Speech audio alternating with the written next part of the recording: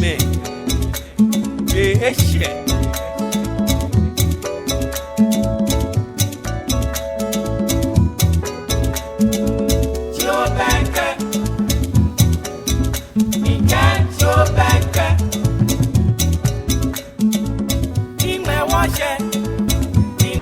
Yo gadang botobule fe wo banye de umanye gbeke na shine mene hogba oboloma we fe wo dromo wo fe wo te wo sole motwiami wo te wa jale wo ka shida ka wo ni sale wo ka hale ejakeleji wo oboloma we be gbeke na shine chio benke ni fe mo no wo yo ne mi moni yo ni fe mo na wo chami ngbeji na wo de aden ku kenkle mo lojake mene ni fe mo ne e ba ngo ojugba ndenche ejake ke bo akeshi onatwi no ko ngma o mama ngmo mama na bona fe do sane mini ona e chaba ka hawe ake bone bale han e wo be o ko nu twumo ne efo shi ka twon wo ni fe mo ne no gbeke na shine o ba no le ka na twie bo fe bo na eji ha na sheje pe bo mini o ba sheje me shimo ka jinye kwen samo imama bu mo ini pe ke hin samo ne me potenji mo ni ye bo ami ne wo sane mini ma ji amepo no ja ke New Look and Beauty Clinic leji money esahin gbeke na shine fefew agbene atade ni iwonu lo mama ni apene Nukina Fashion Home leji money epa atare fefe ne ewomi agbene ka oba kwe nnane oba na kan wokoto ka fefew na ka shino ne ewoyen na ekple plan mo poteji money ke hami ni mindale shojugba denche leji nales shoe leji money ekenekeni dikeni ne hami agbene keji omojebo ni onaga gbojo efun ogbojo pa o ke ni amala no de kan bebo Culture Eat Avenue obaye ni eje amehu amebo ni femo na enyom ojugba denche agbene Gold Star Airline no ji akele ni femo na emesho no ojugba denche chata papa wo ke won dabushe wo ke bo e wo ke tumu beshida ngbo denche aje nwenshon ni ejobu agbene no ji ake Noble Trustable Clinic egaje ni femo so je ni eli so shimo ba do ba ko ogbomocho emi ake ani na agbako yo ogbomocho emi lo keji oba eye baji ke chofana ko ba to e habo kono no sane e chaba no he ba wabo seke ewo Noble Trustable Clinic amehu ameye bu awe ni fe mo na emi na agbene mama ni wo ne je na apekeke no e acha mi le cry shimo potenji money ke hami ni ajegba pe awomi ni lojia ke Trustmont Enterprise Trustmont Enterprise leji money eke mama ne hami fefo nyawo papa won dabo shojugba den akaje ba ko opono no ye ba na aka yen so bolo komi na poto ke ko ko mefe je no ko ne ba poto e ja ke na ke kuro na eba shage machine wo mi no afele fefe ojugba ke onu ba na ke onu no ko papa leji breakfast bar ke ochi obanka mepe ambanbo no fe no ta o fe party ji wedding ji ojepo je no ba o madan pa ko ya to na ke sikle awomi na ba wo hela shimbo ko chi obenka me ambanbo ne ke so bolo ke agbene komi na poto ne eko yo to ebule no ja ke mamu isen shlau ke jinkun sen ba oba cha ni fe mo ne no Linda enti offer to o se wonko sta me nko ye dey papa yi na share ye fiti ye nkola prem I know by me se me nko ada nti ko Ghana flight dia me ko try sister na me nko what about that? what's what for plane be a plane no and in na me nyame an Asema okay say am fuck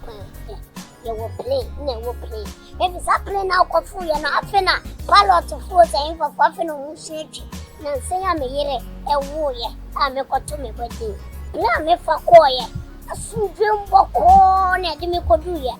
ko to me body asu dwem sabai sa play no enu ani Gold Star Airline. Yes. Ghana ni airline no. Ghana ni airline to me. Don't let me come for the phone. Me come for the mawa na chese be abu ni wo busu afo ina. Enu ani Gold Star. Ni booking ya dey. You answer better mo phone. Na wa go www.flygoldstar.com. Gold Star Airline. Ways of Ghana. Gold Star, Ekomia Bebre, Ekomia Bitise, London, Baltimore, Washington International Airport, Dubai, Providence International Airport, Guangzhou, Dakar, Lagos, Monrovia, Abidjan, Freetown, Conakry, Bonjour, any Mia Bebre. Yo man be yen radon aka nye mmemi ni nkun semba nya ejira imba Jo shanene lo gbeke na shine mo poten wo ka ba ye beji wache aban wache aban ni ko ke wache aban ne ekole mi ne ken lele ekolo lele meno ba lele o ba na no poten ni echu ni ke ekebu o ba ka asoma lene meno ba na le ya chi oben ke ni fe mo bo fe bo ni jie da ho gba gbeke bo mo de no we sen no tashin ko ni mini o no san e chaba na kan ke enche o fa ne won bi o manye o manye aba ina le aga shi onu gan shi yo ya ke no yo komi na pe no nu fa de komi na ko be no ele o ba ya le ti enti shi no onu san we fe gan e lo onu enti shi no ta te ye no go e shi da kulo jo na ko onu komi enu komi enu fa tu di ona ni Yo, ka Mr. Aban, no more Mr. Aban. Okay, Mr. Aban, full name G. Cecil Jones Aban. Ni me intoni draw ni ne cartoonist animator. Meji onupa ye Parables Animation Studio. Wo few cartoons ka animation. Ne ken koli no watch all koliko Tom and Jerry ken bi no jini we nuchi mo ni wo twon ye any wo yo. Eji no go wo born fame keje makola ke 2006. Watch a sign me, and when any bodromo na, what any be sang, ni bodromo na echo, or be a menani, I'm a Tony, I can mark by his sonny, or no G. Fioconi. I was done a both for the cartoon. I can know, Tom enjoy any be no of you. Oh, okay. I'm gonna your school, Yamikani. Okay, so, school, by primary school, into Soul Clinic International School. New York cantonments all throughout the aliake o begin when a drawing well drawing ni draw mo ndi ten ejejeche no ko ni imbra no pa afio mu ba yen se ke he wolo na draw ke mu yen se no ba form na gan habitant Shimbate So Clinic ke So Clinic International School Mbate Labone Secondary School na German ya face science biology ke German Mbate KNUST na German ya chano ya face pharmacy or 4 years and be pharmacy na ni be pharmacy na when me to ma fe cartoon say gidi she advice ma ko nga hashi into twisi be shika na ke fi ona kan bi o ntuni fi o pharmacy mi o nyumo do mo na ba bon pharmacy fe mo ntuni pharmacy Pill Center pharmacy almost 4 years na ka je me I feel can tune if you can naska few can get a computer can naska few can his scanner and a few or never any be a sang I my boy cartoon say a pharmacy femo and no do na can pharmacy no be ko ya lebi or can planning ba shian gbeke get my fake cartoon say or me ba bon mi le ni okay ba bon commercial work femo ha me at some point na ka gbene sani ma focus on cartoons can be any few or can fe or be an mbakpa ngunu pa fai koni ma fe pharmacy gbeke or lebie ngune ha or na kan few on pa fe ni mene oba she ni wo yo shi mo ko te she fe no ku keke ke oba fe no ku ebe oti ku kan hi lo ke chu na kanu chumo mi no ti ji ni kan hi e ja ke ye ko cho mi courses fe lo fe ko pe no ba fe doctor lo no ku biology le ko ba fe gynecologist lo no ku shi o fon do cho fon dan no mo ti kan ye no ke cartoon fe mo ne ni in a manual call a passion lebe mak ye ga no ko ni to ma fe che ni papa le to doctor ni bola ke le ba pay school fees so ma fe ma le odi she mami le mi ojugba ka ko mi mo ye ona twi ha o le ni ke fe here drawing books ha me ni fi on she papa le ke doctor fe she ba fe pharmacy ko na ke pharmacy 4 years pe fe no ma fe doctor ni ma 8 years she sometime ko ona aji on ke Captain Planet can be a TV no mba kwefen ke ube na ko kwekwana story say by the fire saying kaji my brutiche ma me fe am cartoons Tom and Jerry can be na am calm story say once I work o mu mba bon yen ni nwe nyanwume ko wa bo we na ni oba bon ne ke kwekwana stories na ke mo o wonton wa wie we Ghana stories Ghana stories we want to preserve history can it be a cartoons ko ni gbeke bi won make kase ni because ko kwena kan ni bi je shomo pekeke ni shi am kase oni yemi ni bi ko na ma kase ji wo history wo culture be ni wo yo eni game wo je eni fanteche me je ni wo ba je bi ni bi feneke fen mo to na mele because ko bi am amele Chiko bia ma brochi no sane abaka ko ale Abraham Lincoln ale mene chiko bia na moji sachi ndachete Ogole aha o ne me fan fit and wako nya wo boa we na wo fe ne ken cartoons ken be ko ni gbeke bia le ne ken magic stories o no jino ni yo mi jenche wo ne ken no chumo ne be nyonyo yo ye mi ekole nmetwa ko me mi lo nmetwa enyomi eyo be san ko cartoon project ko me femo makola ke ahabo TV commercial mon fait product na he nuchumo ba fe cartoon na be ko enye call to mo 3 to 4 weeks or in a month wa fe ko no post 60 seconds or the case agent that story wa fe was 70 minutes it take almost 2 years wa fe she neke maje nuchumo twi shito sani o to twi shi no fe ke obe passion na ke fi o ba pamlan oh no ba na ke mi do mi fe pharmacy ke ne be energy passion your it keeps me going she it take your time je no ko ni gidigidi na afio ni je no ko ni mboko mepe fio je no ko ni teamwork okule ke mi fe drawing ne mboko mi ba fe background painting ne mboko mi ba fe sound mboko ke work fe ko make o ke nu chumo na echu o ye ne ke imagine bi na ya e won ke drawing ke cartoon ne lo pe alo ma script ke ni okay first mingma beri jenshien mingma script si ona keke obon no hie no ya o to no feel better okay hamboko o bia na npa fe mo ben twa ko le fe mo si npa fe mo because in bon fe mo de nche ke moko ke bani no ko ye namlan nkela ko check mo no feel na ke ko ne fe si npa ma nha ni menma me ko ni moko wana no chumo na echu o meni ma script na me ke bani fi o cartoon say wona ke cartoon fe mo ne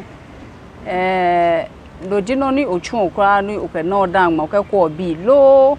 ke jebodo ochu school ya na fe oke no we fatai okay ko ba depend complete on cartoon e ba shamu bala because nuchuma be kuma ko na shikome e choda no na next one she bia na nyumo do na because in pharmacy in pharmacy feel oga be ni bia na ye bi eten onyo ka ke ba do mo enepe no ke chuni o nyumo do na use of pharmacy ke fando family ke ni bia wo ke nuchuma back where at least no ko e bia na wo can support wo ke ni bodo cho pharmacy alo mo ko no pharmacy ni mi run in ha le ke ni bia yes me paten chi e ben ko bo akomi so ma fe no wa me wale alo ba ke o da bi ni ne ko fe mo wa wo no kwa we ni e den che won to me pi na ma fita ni wo fe or most of the time like many ya nafty graduates can be na me ya me be ko me amle no na ma Africa me gbe na nka ke chale nyame am won to me pi ni industry grow o ba hin agbema pi o nye ya e ba se be wo ba gbodo na kan no o ke be ko me inha amete me ko ba ma fi intention ye nje me ko ni at least ka me gbe na me quest amna skills e manima ha amete me ko ama me hin wo ke chunuchumo okay ko ne ke 28th February cross shooting ne te bale ha te okay noni on miji initially won to work Ghana history no we feel like na ke starting that jet story no you know what work agency because no you know ni hani fight for independence and crowd agency ni Kwame Nkrumah me femba mimba funke ni bi ni wo ba na independence wo ke o ba ke na kan story ni wona ke na kan story aka kelo jugban o feel like gamen sani wo mi awon yen wo ke na kan story na ni gbeke bi amele sergeant jet cooperative private land am fe na ali am jugban wo mi awon yen wo ba fe na kan story na wo fe story na eche somewhere in 2009 she be an ona ke wo face san or be an what skills improve animation improve storytelling feel better or okay o nya wo fear ko ni be an wo feel better ni wo feel longer ko ni gbeke be an something even much better than what we did years back it's all about improving won to ni no ni wo fear ni say mena ni wo afia if na kan oh no sane gba ngon felile ngon feni ke ngon feni pere ke sane ko kureba shi sane ne ke sanya jete sane ne woko ba fo we shira ko nu mu fe mo ana bo ne yo le people come out do ma fiala hey Honey, what is it I'm hearing? Fellow veterans, we are gathered here for a purpose. As we all know, they refused to answer our last petition and make to believe there was a prescribed route for you and your men. Comrades, we encounter opposition. He threatens to shoot at us.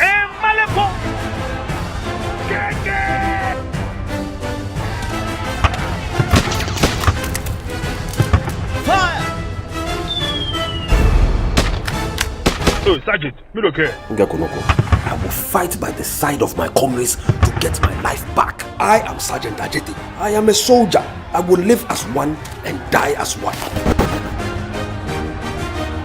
Comrades! Be patient!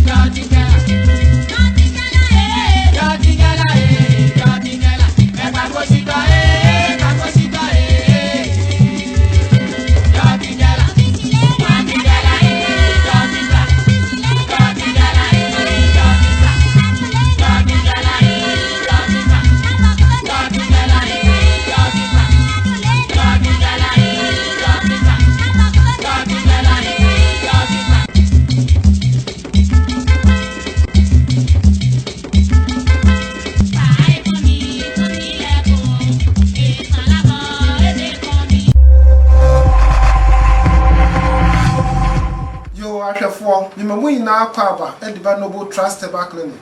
Me and make say your friend Dr. George Donko. Me na me da Noble Trust Herbal Clinic anu. Noble Trust Herbal Clinic yaji abasubode bebre. Yaji best heart disease treatment center of the year. Yaji best liver disease treatment center of the year. Na the overall nankasa FN overall best herbal clinic of the year. And also Noble Trust Herbal Clinic yaji. Yahwe yarobi ti say akumemu ohaw stroke obi opa wo brebo mu ohaw anase bema ontumi endwun so ya e friend prostate mu ohaw embia wo yo ba wo dem de woni urehye mu a na ohunsuo no asaba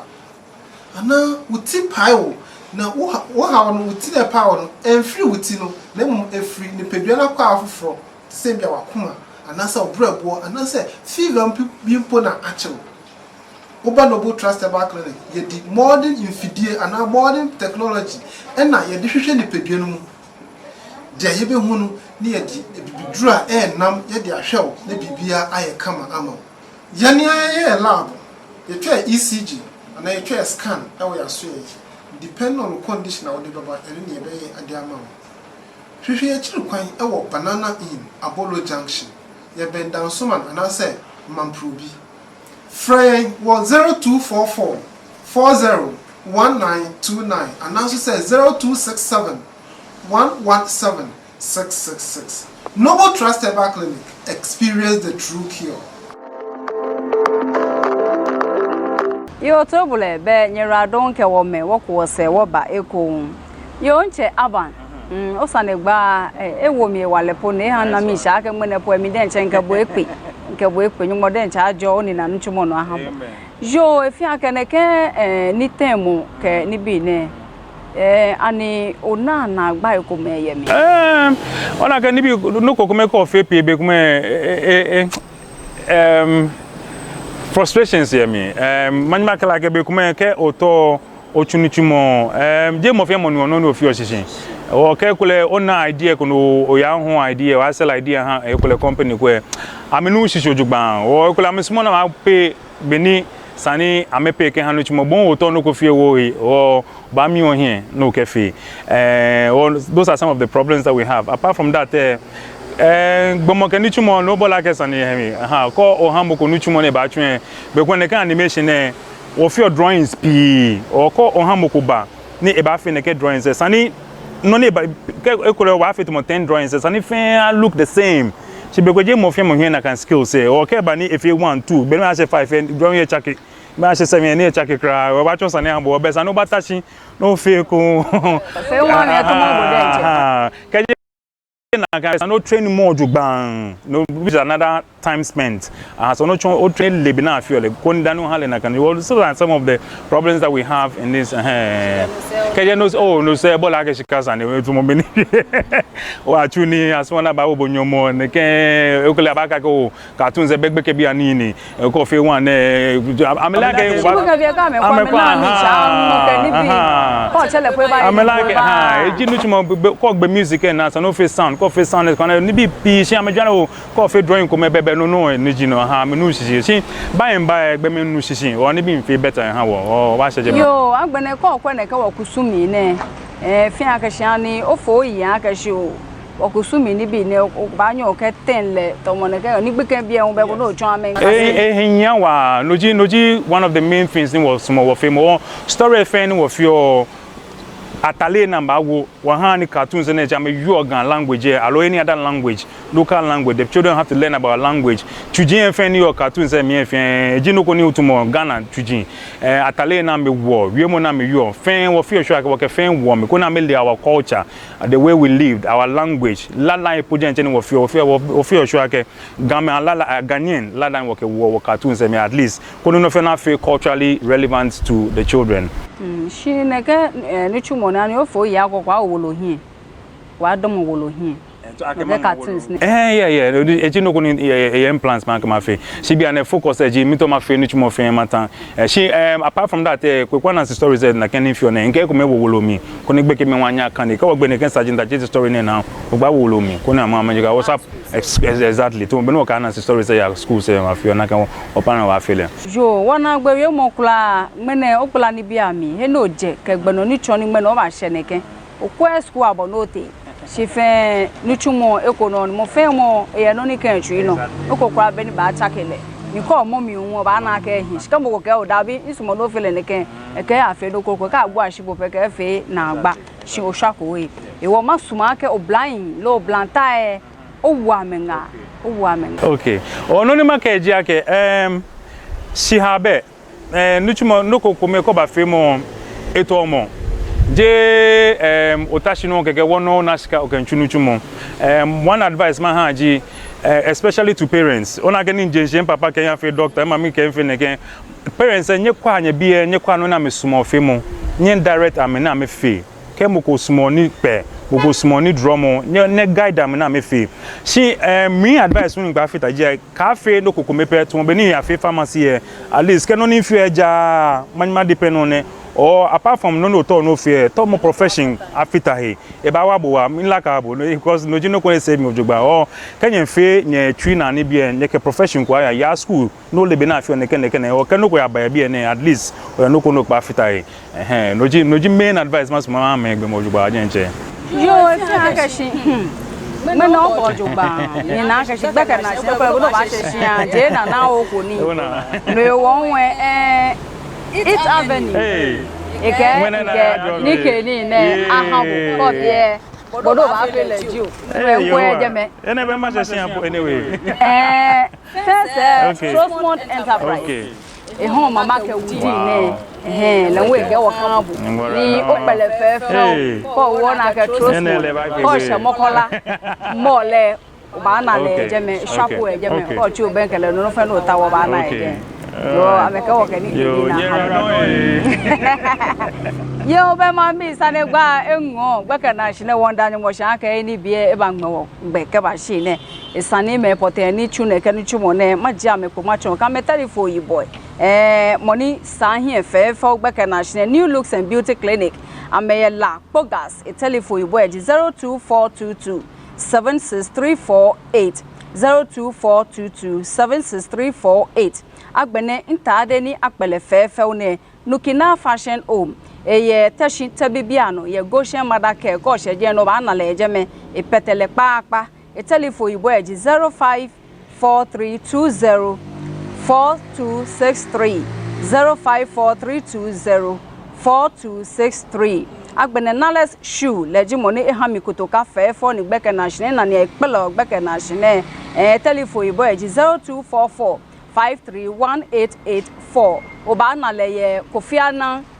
school le tutuntun oba na me family health hospital le epetele paapa ebeye kura ko sejo wa na ka me pe stuffing chair ko se ma se no shapu e majeme oba na leje ma gbene it avenue ko mo jebo fe party o to no ko o ka jodan keke no fe no ba na aba ha bo ejeme ameye tashi bush road ko she filling station no ba na me inside tutuntun it avenue ameye tashi bush road telephone by 02466 59659 02466 59659 agbene Gold Star Air no jack nke leji money ni fe mo fe me sure no chata papa won daboshi yo wa den cha ya boabo ni ogbepa money fe abamiabo Gold Star Air no jack ameya Washington, Dubai, London, Lagos, Guangzhou, Rhode Island, Freetown, Abidjan, Monrovia, Conakry ke Banjul le hun ame telephone ibo eji 0303 933-273 alo 0303-933-274 call chame no ife no to ya man fe ma no akeboba ya Noble Trust Herbal Clinic Dr. George Donko ame Banana Inn Abolo Junction ya no feni hawo boe o embelebo o ichogbabu ka akopara akeke ekule no kopoten ha ni icho na egbabo Kote Dr. George Donko Jeme aba wabo ne akwebo jugba ame telephone ibo eji 026 711 7666 agbene Trustmont Enterprise leji money ha mi mama fefa ugbeke na shine ni akpa awomi ne ho mama ikokume ka agbene Woodin ni wole ake House of Woodin oba na ke kote oba na ojogba ya Mokola shopping mall phase 2 shopping number alo shop number GF 047 ye Methodist book deposit ye Rolling Spark tutuntu telephone ibo eji 02444 38768 alo 0209152649 low 0302 668439 agbene breakfast bar amefio ice cake sobolo cookies ke smoothies ekofen ko no tawa ba ha bo fe party oji epo o fo birthday party dan dokono kan wo mo musun lole ko te na ba fe ne ma bo ne kan so bole ne ha mo lawo no ko ni wole ko te aba fe fan ha bo fe fe no ba nu no ogbomocho ba fe bo seke telephone bo e 0553121485 yo beto bole no jiake be FAB beke national wonder nya hie chiomeke ni fe wo no meni oshon ke pa mansa bi fe nye ko wo wonder nya shojo gba keke jinye be wo be shida play jinye no nke na kan chiwiji akpio ngbeji na odi adenku kenklemo twa no manye afe wo no